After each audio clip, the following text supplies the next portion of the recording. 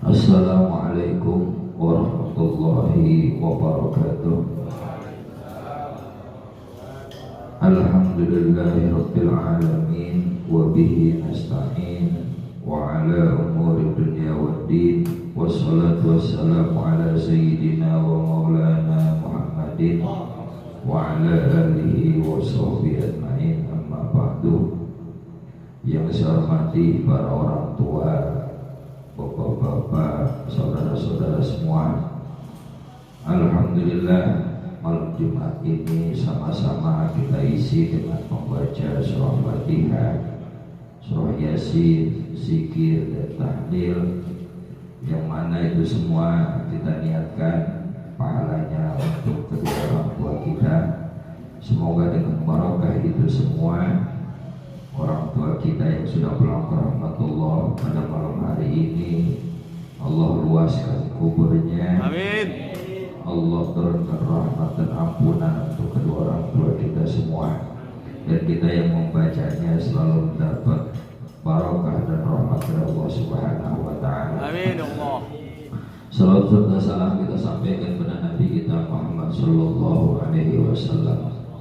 Seperti biasa, terlebih dahulu kita baca Al-Quran surat Al-Fatihah, khusus untuk guru-guru kita yang sudah pulang ke rahmatullah, yang telah mengajarkan agama kepada kita, khususnya Kiai Haji Marzuki bin Mirsad, Abu Yahya bin Muhajir, Kiai Haji Nur Ali Bekasi, Kiai Haji Abdullah Sabi Jami, Mbah Kantong Jati Kramat, Raden Umar bin Haji Jahiri, Raden Haji Mukni bin Raden Haji Umar, Kiai Haji Semat bin Haji Tian, Kiai Hasan Basri bin Haji Abdul Hanan, Kiai Haji Cep Hambali bin Ahmad, Kiai Haji Mursid Kamil bin Haji Gumin, Kiai Haji Sorobi bin Haji Mu'an, Kiai Haji Bunyani bin Oyar, Raden Ibrahim bin Yasin, Kiai Haji Abdul Karim bin Muhtar, dan seluruh guru-guru kita yang telah mengajarkan agama kepada kita, baik yang disebut maupun yang tidak disebut. Allah tempatkan di tempat yang mulia di sisi Allah Subhanahu wa Ta'ala. Ala hazihi niyah al-Fatihah. A'udzu billahi minasy syaithanir rajim. Bismillahirrahmanirrahim. Alhamdulillahi rabbil alamin, arrahmanir rahim, maliki yaumiddin. Iyyaka na'budu wa iyyaka nasta'in. Ihdinas siratal mustaqim, siratal ladzina an'amta 'alaihim ghairil maghdubi 'alaihim waladdallin. Amin. Bismillahirrahmanirrahim. Taklim kita malam hari ini halaman masih bab ta'awun 'alal birri wat taqwa. Qala al-mu'allif rahimahullah wa adama naf'a bihi wa bi 'ulumihi wa bikum fi daraini amin. Wa an Abi Abdurrahman Zaid bin Khalid Juhani radhiyallahu anhu. Hadis yang diriwayatkan dari Abi Abdurrahman Zaid bin Khalid Juhani radhiyallahu anhu.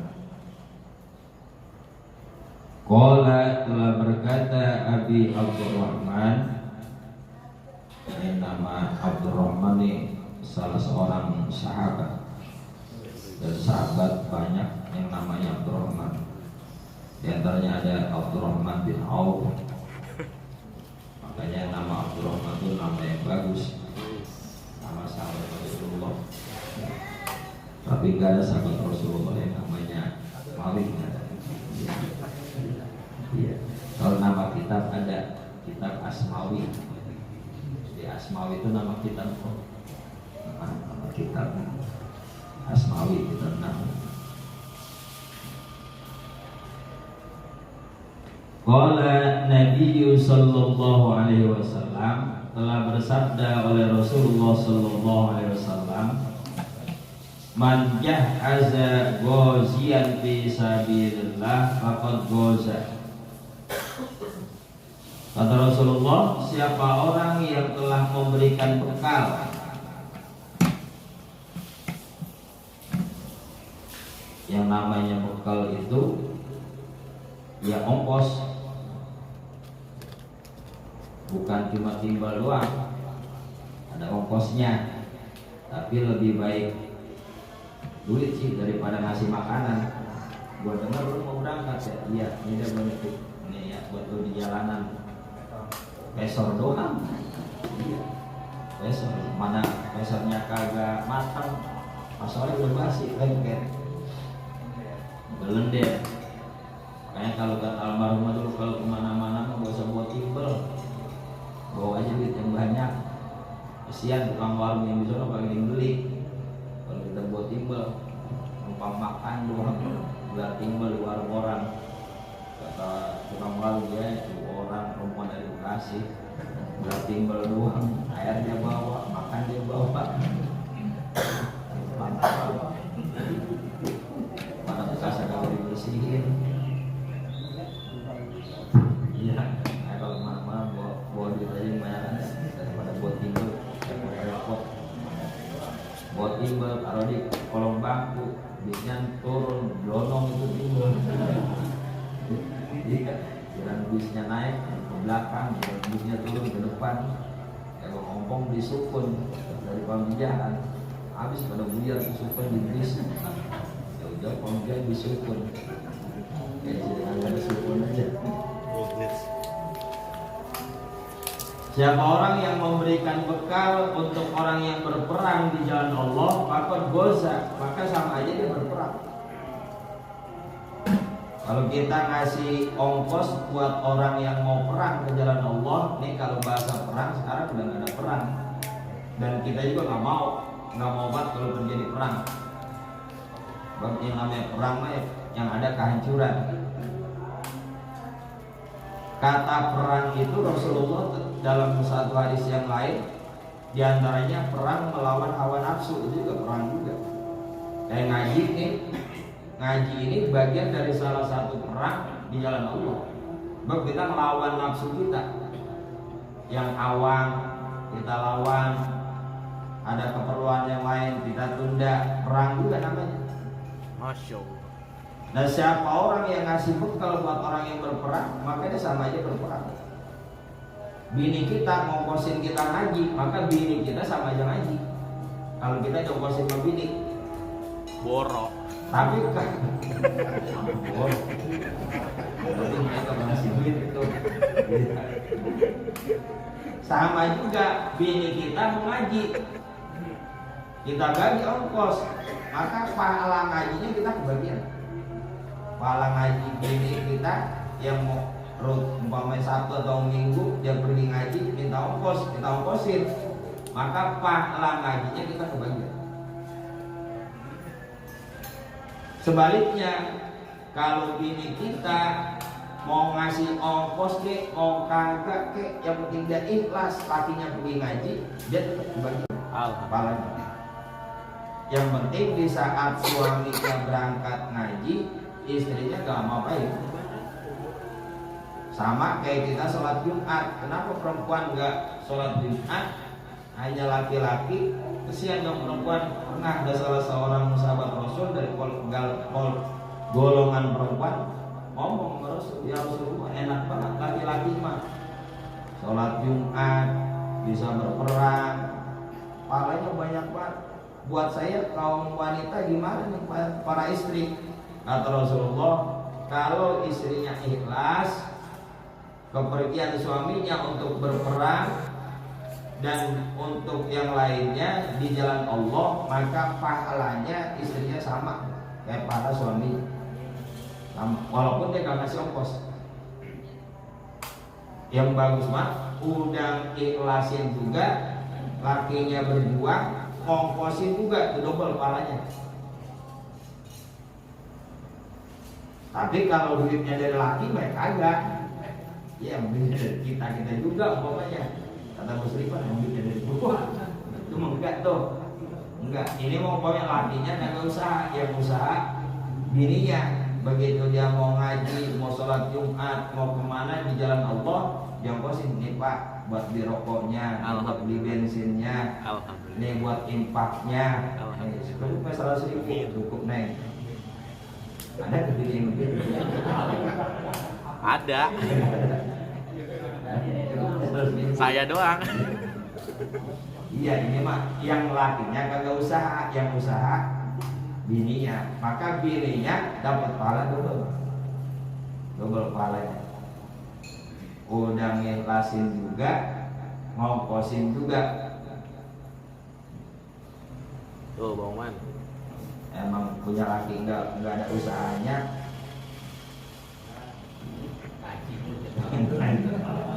haji ini malam pahala istrinya banyak banget.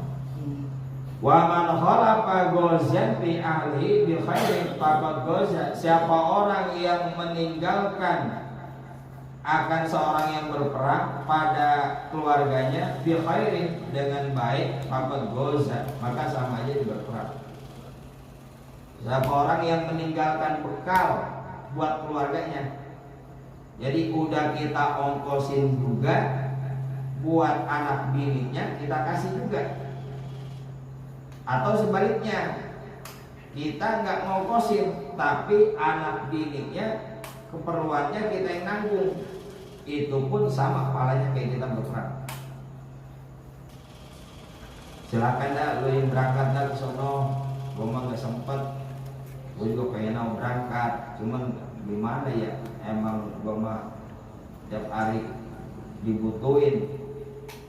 Buat ongkos anak gua sekolah kagak ada, buat keperluan bini gua nggak ada. Udah tenang, buat tanggung semua. Berapa sehari? Cukup nggak 500.000? Cukup. Udah besok berapa hari lagi? 3 hari. Udah 1,5 juta. Nggak ada temen orang gitu. Makasih Mang Genjot. 1,5 juta ya. Yang penting lu berangkat sana. Nah, ketika kita ngasih ongkos, ngasih keperluan, kebutuhan buat keluarga orang yang berperan, sama aja kita berperan. Ini kadang kita ngasih kagak ngatain dia. Kata gue juga, lu mau kenal rumah kagak, orang jangan pakai ngikut juga. Orang-orang pada punya ongkos, lu kagak punya ongkos, enggak di rumah kagak, ongkos kagak, pakai maksa yang ngikut. No, udah anak berkelaparan. Ngasih kagak, ngomong ya kata gue juga diem di rumah. Ngasih kagak, malah ngomelin lagi. Bagaimana buat orang yang begitu tuh? Buat orang yang begitu dikategorikan sebagai orang yang zalim. Orang yang zalim. Kenapa zalim? Karena orang yang tidak mau ikut berjuang di jalan Allah. Jadi kalau ada teman kita yang lagi berjuang di jalan Allah, terus keluarganya memerlukan bantuan, kasih. Jangan pakai dipinjemin. Nih, kasih. Kasih. Nih kadang kita nih, ya nih gue pinjemin ya, besok pagi lu pulang ganti. Tahun orang pulang perang. Atau sama, ketika ada pembangunan masjid, pembangunan musola, ada tukang, kita yang nanggung tukangnya tuh, biaya tukangnya kita yang nanggung, maka sama aja kita yang membangun musola itu, pahalanya sama kita kebagian. Yang penting lu mau kerja aja dah, urusan gaji gue yang nanggung. Iya, urusan gaji gue yang nanggung. Yang jawab siapa? Siapa kita yang jawab lah. Yang nanggung doang. Urusan yang jawab mah kalau lu minta apa-apa ya gue tanggung dah. Yang jawab siapa? Siapa kita yang jawab. Gampang tuh urusannya. Dan kalau kita ngomong gitu itu jadi utang. Jadi utang nanti di akhirat ditagih. Janji-janji kita kepada orang lain yang sudah kita ucapkan untuk orang tersebut nanti di akhirat ditagih. Makanya kalau orang-orang dulu ingat-ingat dah, mungkin ada kata perkataan apa kali yang lupa. Ini kadang kita janji sama makam doang diingetin. Ingat-ingat dah lu punya janji apa kali di sono. Bila nama orang kita tak pernah kita ingetin. Dan yang menjadi sangkutan dan akan ditagih itu nanti di akhirat yaitu janji sama muslim. Makanya dalam hadis al-wa'du dainun, janji itu adalah hutang. Wa Nabi Sa'id Al-Khudri radhiyallahu anna Rasulullah sallallahu alaihi wasallam, dan dari Abi Sa'id Al-Khudri radhiyallahu bahwasanya Rasulullah sallallahu alaihi wasallam ba'asa ba'san ila Bani Lihyana min Uzailin, telah mengutus Rasulullah akan satu orang utusan kepada Bani Lihyan bin Uzail. Faqala, maka telah bersabda Rasulullah, liyan ma'is min kulli rajulaini ahaduhuma, agar mengutus dari seluruh laki-laki salah satunya, wal ajru bainahuma, dan pahala untuk keduanya. Jadi ada dua orang yang diutus sama Rasulullah. Tapi kata Rasulullah yang berangkat satu aja, maka yang satu kebagian pahalanya. Sama kayak kita punya dua anak. Kita punya dua anak, kita suruh warung anak kita. Siapa pak yang disuruh? Siapa kek? Gue mah. Udah pak, saya aja. Kata yang satu, ya pak saya aja. Udah lu aja. Nah itu yang anak yang satunya lagi yang nggak pergi, nggak berangkat, dia tetap kebagian pahalanya. Karena dia juga mau, cuman kita nunjuknya malah yang satunya lagi. Ini mah bukan pernah upahnya. memang karena keikhlasannya, keikhlasan dia mau nolong orang tuanya, atau umpamanya sesama teman, apa nih mau ke warung, yaudah saya aja, sampai ngantuk, yaudah saya aja, yaudah lo aja kita senang berangkat. Akhirnya yang berangkat cuma satu, maka yang satu lagi tetap kepalanya kebagian. Udah rumah diem aja sini, rumah jangan pakai ngikut ke warung, udah diem aja sini. Mau ngapa gue nggak ngikut? Rumah kalau di warung apa jadi ambilin sih? Cuma lain tuh, lain cuma, lain cuma. Apa jadi beli? Iya. Boleh. Makanya lu kalau lu ke warung, pertama kembaliannya lu kagak pulangin, yang kedua kalau di warung apa aja lu ambilin. Terus lagi ajak Mau gitu juga. Kan ada orang yang begitu. Kemepang aja apa ya diambilin. Beda itu mah. Ini mah orang yang salah satu dari dua orang itu memang kedua-duanya memang tulus, ikhlas, nggak ada niatan apa-apa. Maka kedua-duanya dapat pahala. Jadi bukan hanya perang aja, membantu orang salah satu dari keduanya dari dua orang, walaupun yang ngerjain satu, maka tetap pahalanya dapat dua-duanya. Kalau yang ngerjainnya satu, sementara yang satunya lagi memang dia emang rada cules, ini nggak dapat pahala.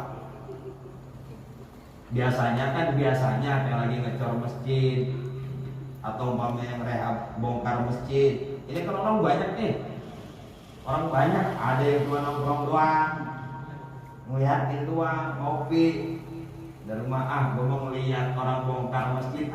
Tujuannya ngeliat tuh. Kalau tujuannya ngeliat nggak ada pahalanya. Kalau dari rumah gue mau bantuin orang lagi bongkar masjid, itu baru ada pahalanya. Pas gitu nyampe masjid, ini bantuin. Wah, gue dari rumah tujuan niat doang. Gue tujuan bukan tujuan bantu. Makanya gue bilang jadi gue mau kemana pak? Niat orang lagi bongkar masjid, melihat dong, gak ada pahalanya enggak. Malah dapat dosa. Kenapa dapat dosa? Yang harusnya makanan buat orang yang kerja malah dia makanin. Yang kerja mau punya baru 11 itu udah 13. Doa lagi. Rokok habis sama dia, gorengan habis sama dia. Ya bang Miki. Tapi mudah-mudahan di sini nggak ada yang gitu. Orang soleh itu mah lap pinggang, tanjak tunjuk, ngatur doang. Mokok dah. Wartawan bukan ya foto. Buat status.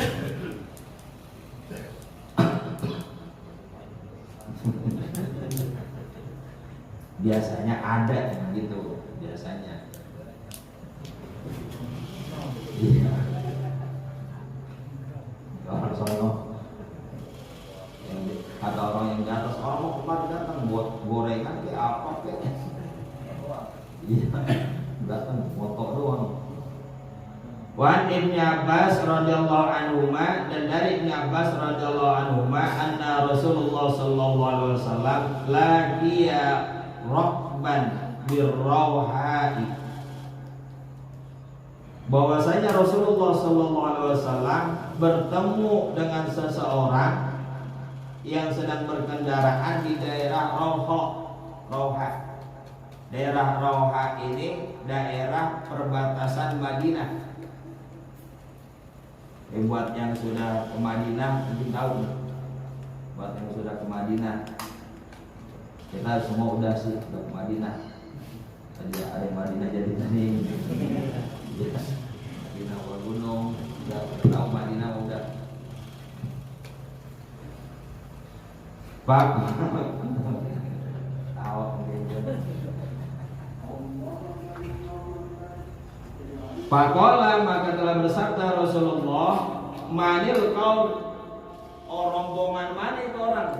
Kata Rasulullah. Jadi Rasulullah bertemu dengan satu rombongan, satu kaum. Rasulullah tanya, itu rombongan dari mana? Orang dari mana?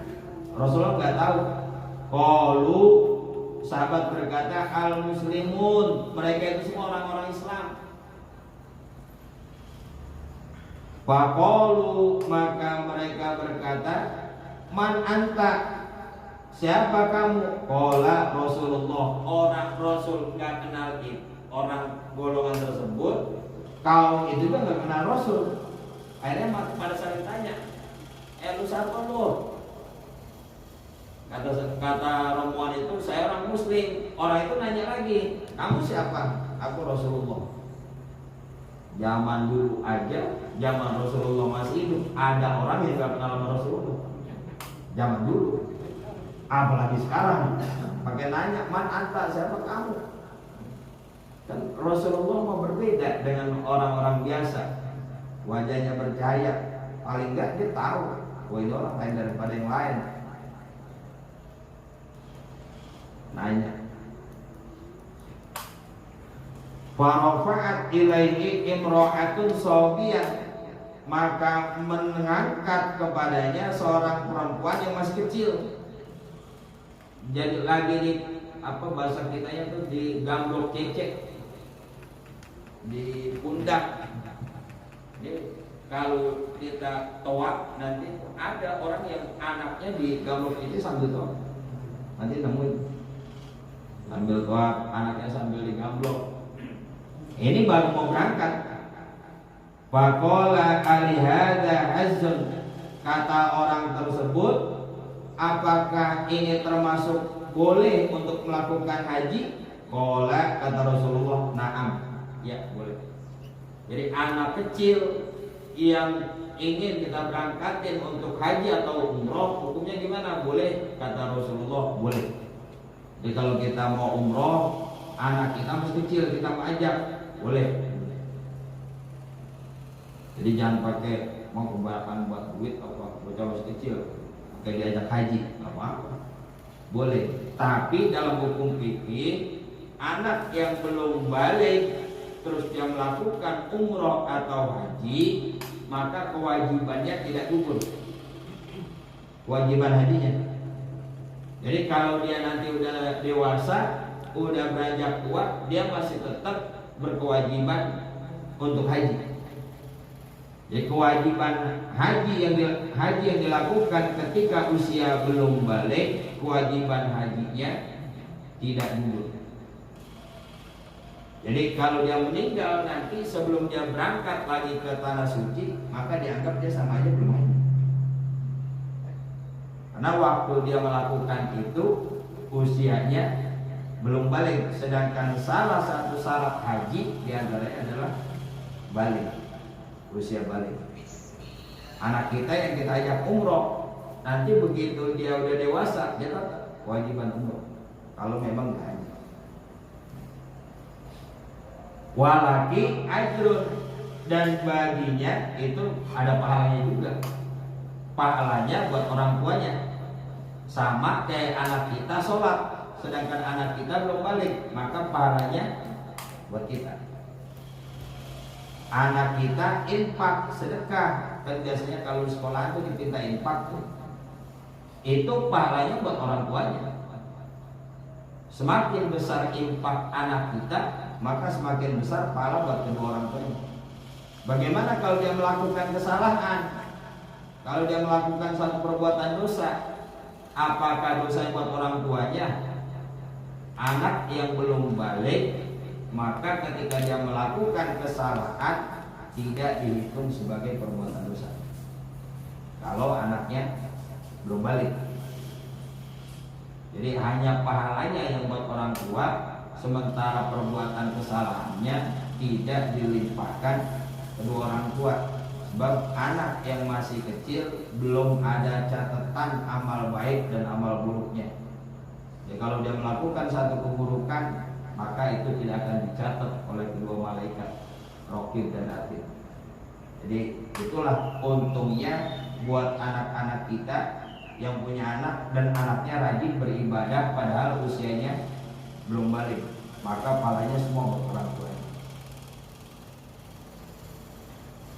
Wan Abi Musa al-Ash'ari wallahu a'lam bishawab. Kita baca Fatihah. Kita mohon pada Allah yang pertama agar kita semua Allah hindarkan dari segala macam penyakit, bencana dan musibah.